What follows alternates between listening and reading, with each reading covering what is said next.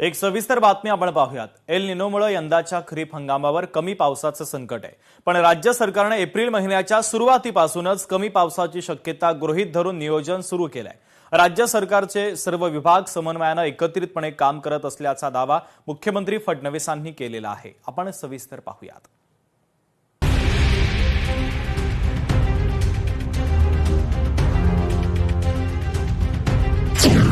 L निनोमुळे यंदाच्या खरीप हंगामावर अनावृष्टीचे संकट।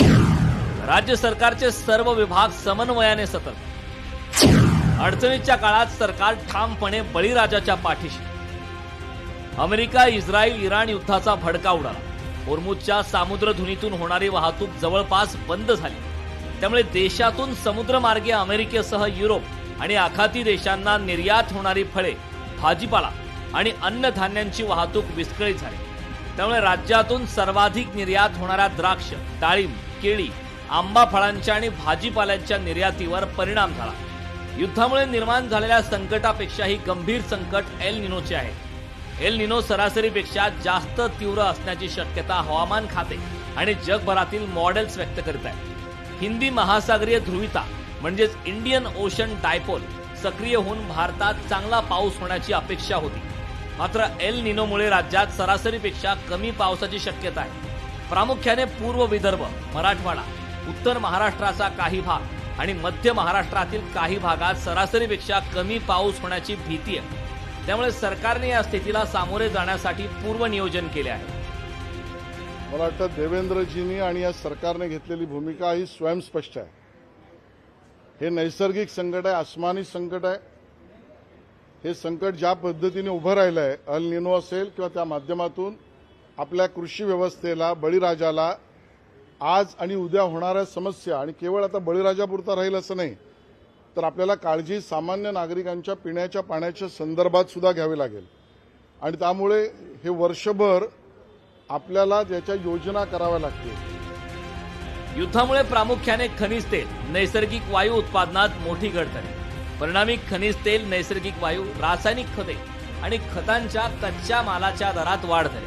केंद्र सरकारने या संकटाचा यशस्वी सामना केला।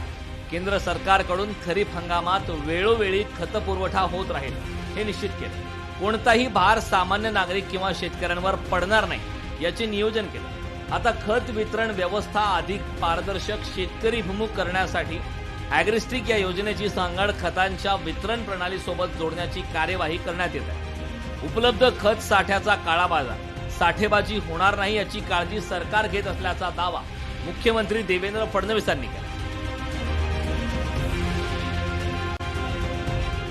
शेती क्षेत्रासाठी कृत्रिम बुद्धिमत्ता धोरण राबविणारे महाराष्ट्र हे देशातील पहिले राज्य आहे। कृत्रिम बुद्धिमत्तेचा वापर करून कमी पावसात जास्तीत जास्त उत्पादन कसे काढावे याबाबतचे तंत्रज्ञान विकसित केले जाईल।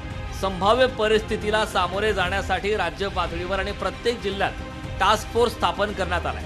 हा टास्क फोर्स पर्जन्यमान विचारात घेऊन पेरणी, जनावरांचा चारा, पिण्याचे पाणी आदींचे नियोजन करेल। राज्य पातळीवर आपत्ती निवारण कक्ष अलर्ट मोडवर आहे। शेती क्षेत्रासाठी कृत्रिम बुद्धिमत्ता धोरण राबविणारे महाराष्ट्र हे देशातील पहिले राज्य। कृत्रिम बुद्धिमत्तेचा वापर करून कमी पावसात जास्तीत जास्त उत्पादन कसे काढावे याबाबतचे तंत्रज्ञान विकसित केले जाईल। संभाव्य परिस्थितीला सामोरे जाण्यासाठी राज्य पातळीवर आणि प्रत्येक जिल्ह्यात टास्क फोर्स स्थापन करण्यात आलाय।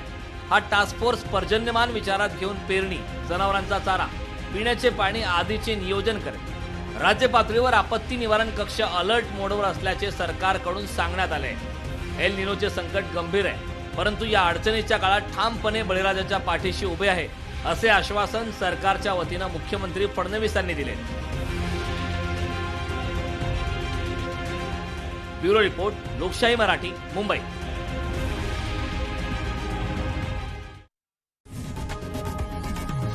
लोकशाही मराठी ऐका, पहा, जागरूक रहा।